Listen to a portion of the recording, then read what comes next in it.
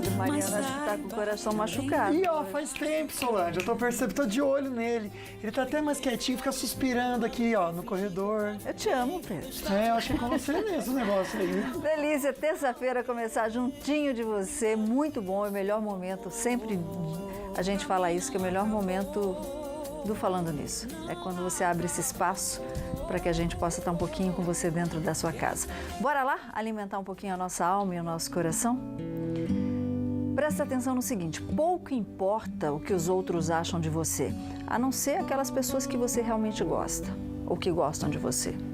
A sua vida não depende do que pensam ou de que falam, mas o que Deus sabe a seu respeito. Esse é o nosso toque de hoje. Zóio Verde, o que tem no programa? Só o governo determina a eliminação de barragens como a de Brumadinho até 2021 e começa o carnaval em Veneza com desfiles e concursos de máscaras. Converse com a gente durante o programa, fique à vontade. E você aproveita também porque, olha, no nosso Face tem um kit OrtoVip para você cuidar do seu sorriso. Você vai curtir, compartilhar a foto e já participa. Fácil demais. O Instagram também é muito fácil. Esse kit tracta para te deixar mais bonita, mais bonito também. Então você vai curtir, marcar 2 amigos e participa também, conversa com a gente, faz sua pergunta, bora aprender muito também. E eu quero...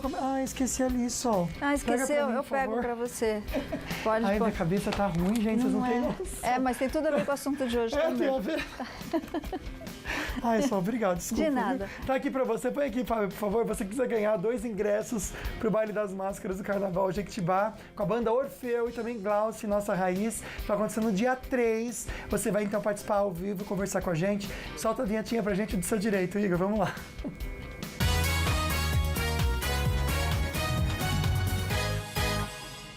Preferência... deixa eu antes mandar beijo. Pode, vários. Beijo pra dona Dorinha, querida, que tá ligadíssima aqui. E... E beijo pra dona Cássia Barros, que eu não é a mamãe, ainda, a mamãe mas da pelo nossa nome entrevistada. eu acho que eu sei quem é. Tá linda, linda, né? Ai, pinda, eu fui pra lá no final de semana. Pois é. Luquinha, preferência na fila, no transporte, na saúde, por exemplo. Será que os direitos dos idosos realmente funcionam, no nosso país? Pois é. Como é que você faz para garantir o direito? Porque a gente sabe que não funciona muito bem, não.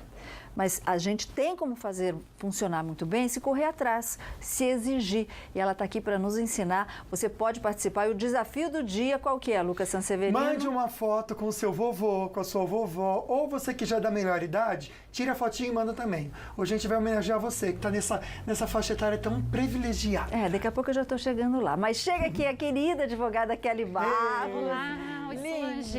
Tudo bem? Obrigada, doutora. Prazer estar aqui com vocês. Tudo bem, Lucas? Fica à vontade, por Dá favor. licença. A doutora Obrigada. falou assim, tô tudo na ponta da língua para atender aí as dúvidas do pessoal de casa e atender os nossos idosos, né?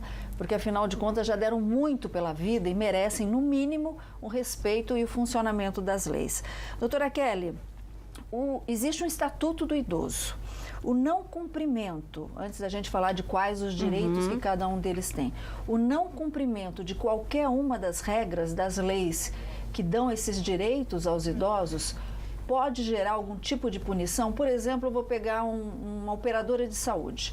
Ela pode receber algum tipo de punição? Pode, com certeza, Sol. Na verdade, o Estatuto do Idoso, ele veio de uma maneira muito mais abrangente, porque anteriormente a gente tinha a Política Nacional do Idoso, né, que era uma lei de 94, e aí o Estatuto veio justamente com esse intuito de deixar mais severa a legislação, o cumprimento e a fiscalização. Então, toda vez que um direito for desrespeitado, você tem condições de pedir fiscalização do Ministério Público, do Conselho do Idoso, e a gente tem penas que variam de 2 meses até 2 anos de reclusão nos casos mais graves, como a morte, por exemplo. Então, a gente tem mecanismos hoje para fazer valer esses direitos, e o que a gente infelizmente vê nesse momento, às vezes, é uma dificuldade com relação à aplicação e à fiscalização, mas o direito existe e vamos aqui explicar para o pessoal de casa como é que isso funciona, porque tem muitos direitos que a maioria das pessoas não conhece. Então, vamos conhecer com a doutora Kelly para você correr atrás e fazer valer, né, Luquinha? Vamos ver se é mito ou verdade essa perguntinha aqui. Da Andréia Nascimento, ela mandou pelo Face essa. Ela quer saber, quando o idoso ele precisa de alguém que cuide dele, o INSS tem que pagar 25% a mais do salário do idoso, ou isso é mentira? Tem também uma previsão na lei. Também tem uma previsão legal de que caso o idoso precise de acompanhamentos em casa, ele também deve ter essa prestação de serviço, que normalmente você tem que pedir um auxílio da justiça para cumprimento, tá? Mas esse direito existe. Quando ele morar sozinho e não tiver condições, precisar de um auxílio de um cuidador, a lei diz que ele precisa ter esse auxílio. Ele tem que solicitar isso daí, porque a justiça não vai saber se ele precisa ou não. Ele tem que solicitar, né? Depende do pedido, né? E se o pedido não for atendido, ele depende de uma fiscalização e o apoio da justiça para que isso seja cumprido. Entendi. Bom, doutora Kelly, o nosso repórter do Falando Nisso, Igor Guedes, ele foi até as ruas saber as dúvidas dos direitos aí dos idosos. Vamos conferir. Oi, Sol. Oi, Lucas. Como vocês falaram, o assunto de hoje é direito do idoso. Você sabe quais são os direitos dos idosos? Daniel, você já viu alguém estacionando o carro na vaga de idoso? Cara, eu já vi isso acontecer várias vezes, entendeu? Eu não acho legal, não é uma coisa maneira que se faça.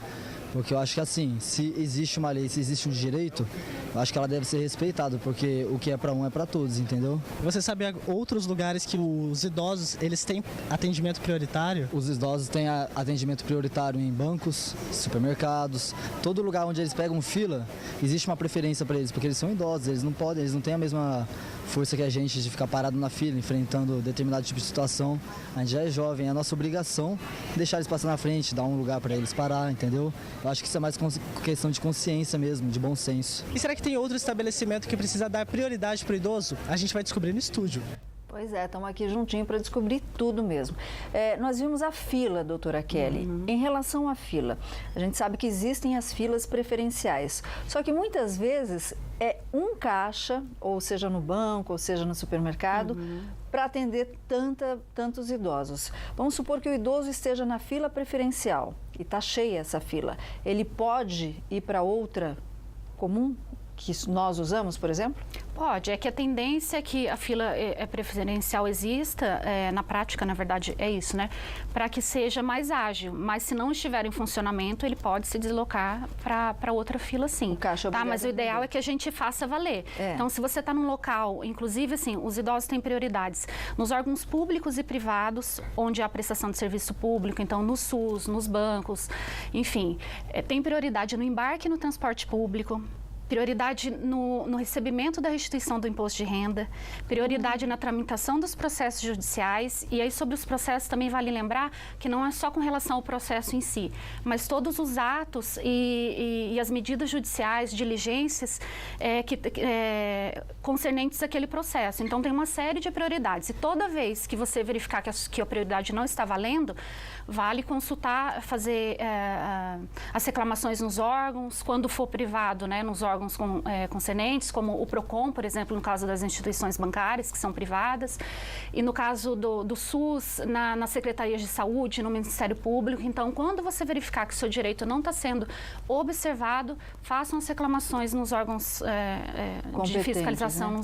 nos órgãos competentes. Olha quanto direito, que lição a doutora Kelly está dando para a gente aqui. E quando a família abandona o idoso, Luquinha? E tem novidade, eu não sabia, para mim é novidade, mas uma informação que a doutora comentou também, Sol, sobre transporte, muito legal pra gente dar pra você em casa. Mas a gente pediu foto, vocês estão enviando. Deixa eu ver. A Fátima de Ubatuba tem 64 anos. Uau! E tá linda. Demais. Parabéns. Passa a receita pra gente. A vovó Geralda também, com a linda Valentina de Taubaté. A vovó Geralda tem 91 anos. Ai, Sol. que fofa. Beijo pra ela, a Luciana com a avó Ana.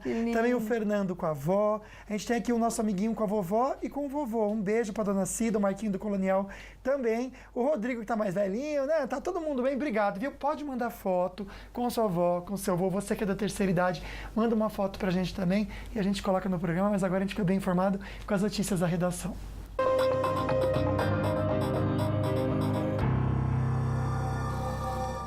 O presidente Jair Bolsonaro demitiu o ministro Gustavo Bebiano da Secretaria-Geral da Presidência por suspeitas de uso ilegal de fundo partidário. E o repórter Israel Goldenstein está na redação do Falando Nisso com as informações. Boa tarde, Israel. Boa tarde, Sol. Boa tarde, Lucas. E boa tarde também você, nosso amigo aqui do Falando Nisso. Isso mesmo, Sol. Gustavo Bebiano é o pivô do caso envolvendo laranjas do partido PSL no estado de Pernambuco. Bebiano era o secretário executivo do Ministério. O presidente Jair Bolsonaro gravou um vídeo para explicar a demissão e os maus entendimentos. Vamos conferir. Comunico que desde a semana passada, diferentes pontos de vista sobre questões relevantes trouxeram a necessidade de uma reavaliação. Avalio que pode ter havido incompreensões e questões mal entendidas de parte a parte, não sendo adequado pré-julgamentos de qualquer natureza. Tenho que reconhecer a dedicação e comprometimento do senhor Gustavo Bebiano à frente da coordenação da campanha eleitoral em 2018. Seu trabalho foi importante para o nosso êxito. Agradeço ao senhor Gustavo pelo esforço e empenho quando exerceu a direção nacional do PSL e continuo acreditando na sua seriedade e qualidade do seu trabalho. A Secretaria-Geral da Presidência é agora um cargo mais de prestígio do que de poder. O ministro é um dos poucos que tem despachos diários com o presidente, porque controla a agenda de Bolsonaro.